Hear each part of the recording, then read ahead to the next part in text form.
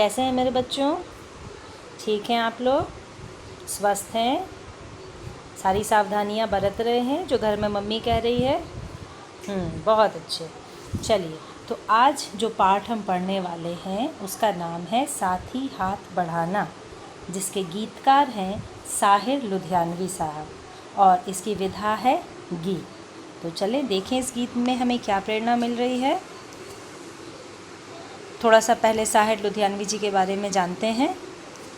साहिर लुधियानवी का असली नाम अब्दुल हई साहिर है। इनका जन्म 8 मार्च 1921 में लुधियाना के एक जागीरदार घराने में हुआ था। इनकी शिक्षा लुधियाना के खालसा हाई स्कूल में हुई। सन 1983 में साहिर लाहौर आ गए और उसी वर्ष उन्होंने अपनी पहली कविता संग्रह तलखियाँ छपवाई। तलखियाँ के प्रकाशन के बाद से ही उन्हें ख्याति प्राप्त होने लगी। सन 1949 में वे दिल्ली आ गए। कुछ दिनों दिल्ली में रहकर वे बम्बई यानी कि वर्तमान मुंबई आ गए। फिल्म आज़ादी की राह पर के लिए उन्होंने पहली बार गीत लिखा, किंतु प्रसिद्धि मिली उन्हें फिल्म नौजवान के लिखे गीतों से। बच्चों 1957 यानी कि 1957 में एक फिल्म आई थी नया दौर। उस फिल्म का ये गीत है जो आज हम लोग पढ़ने वाले हैं, साथी हाथ बढ़ाना। और उस समय की ये बहुत ख्याति उस फिल्म को मिली थी, बहुत हिट हुई थी वो मूवी और उसका वो गीत भी बहुत पसंद किया गया था। तो चलिए पढ़ते हैं साथी हाथ बढ़ाना। साथी हाथ बढ़ाना, एक अकेला थक जाएगा मिलकर बोझ उठाना।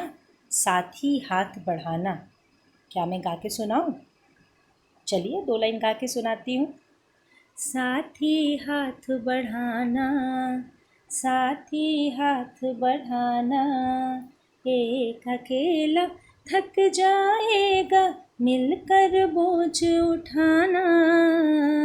साथी हाथ बढ़ाना, साथी हाथ बढ़ाना साथी रे, साथी हाथ बढ़ाना साथी रे, साथी हाथ बढ़ाना साथी रे। कैसा लगा गीत? अब यहाँ पे मज़दूर वर्ग की बात हुई है, श्रमिक की बात हुई है, मेहनती लोगों की बात हुई है कि देखिए कोई भी काम एक इंसान करके थक जाता है तो यहाँ पे कवि हमें प्रेरणा देते हुए कहते हैं कि सब मिलकर काम करें। सब अगर अपनी जिम्मेदारियों को बांटकर काम करें तो एक अकेला इंसान नहीं थकेगा। अर्थात मिलकर, साथ में कदम से कदम मिलाकर आगे बढ़ने की प्रेरणा जो है वो कवि हमें दे रहे हैं। साथी का अर्थ क्या होता है? साथ देने वाला, दोस्त। हाथ बढ़ाना अर्थात मदद करना, बोझ अर्थात भारी वस्तु। चलिए आगे की पंक्तियों में देखते हैं।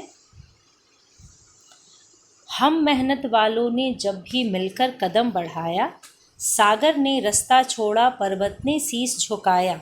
फौलादी है सीने अपने फौलादी है बाहें, हम चाहें तो पैदा कर दें चट्टानों में राहें।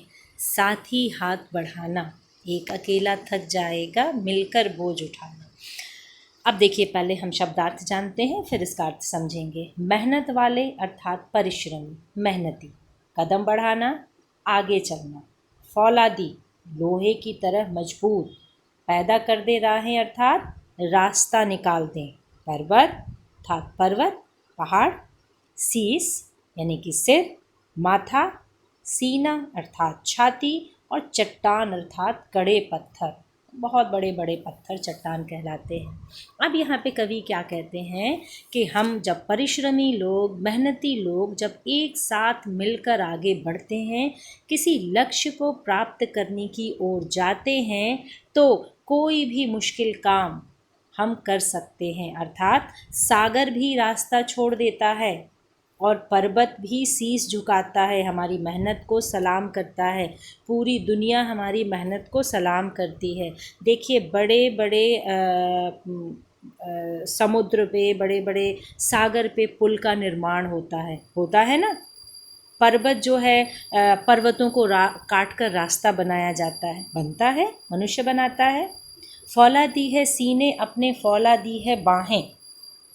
कहने का मतलब क्या है कि लोहे की तरह मजबूत हमारा सीना है, मतलब हमारी संकल्प शक्ति इतनी मजबूत है कि हम कोई भी काम करने में सक्षम हैं। और हमारी बाहें भी उसी तरह फौलाद की बनी हैं, और हम चाहें तो पैदा कर दें चट्टानों में राहें, और अगर हम चाहें तो हम चट्टानों के बीच से रास्ता निकाल सकते हैं।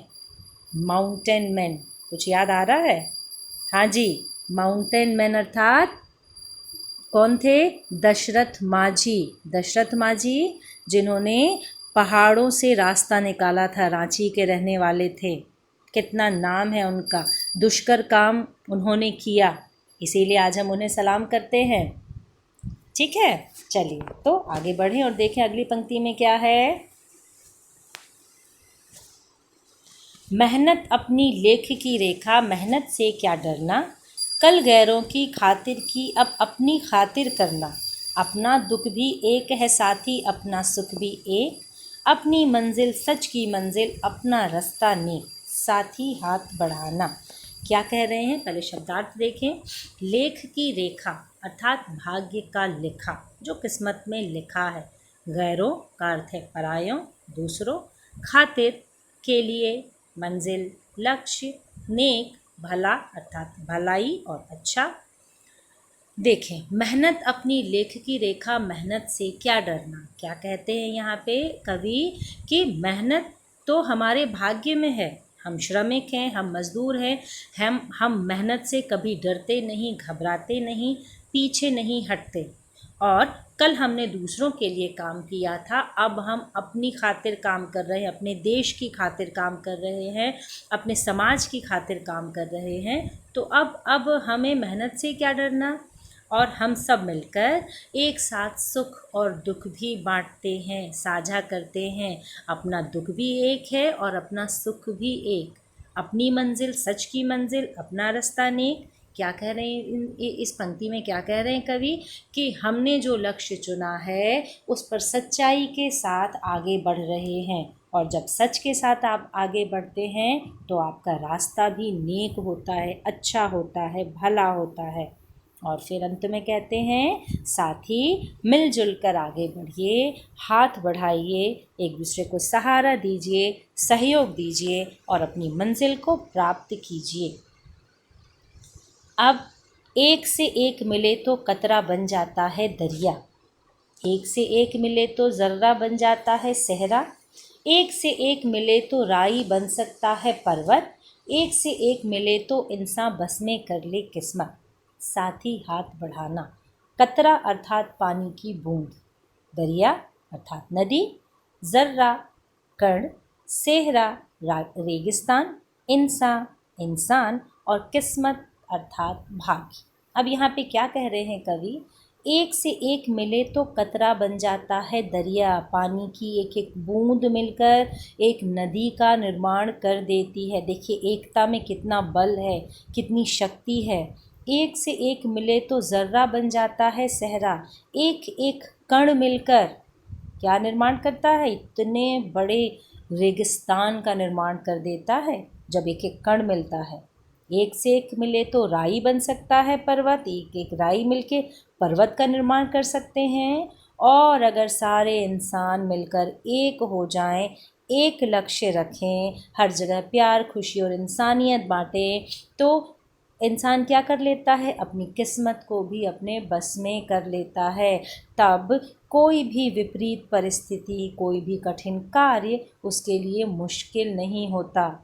सब मिलकर आगे बढ़ें तो क्या होता है, एक साथ सारे काम आसान हो जाते हैं। तो इस पाठ के माध्यम से कवि ने हमें क्या प्रेरणा दी है कि मिलकर काम करने से सारे काम आसान हो जाते हैं, इंसान अपने लक्ष्य को प्राप्त करता है। इसीलिए हमें सहयोग की भावना बढ़ानी चाहिए, अपने हृदय में दूसरों के लिए प्रेम और सहयोग की भावना जगानी चाहिए। कैसी लगी आप लोगों को कविता? अच्छी थी?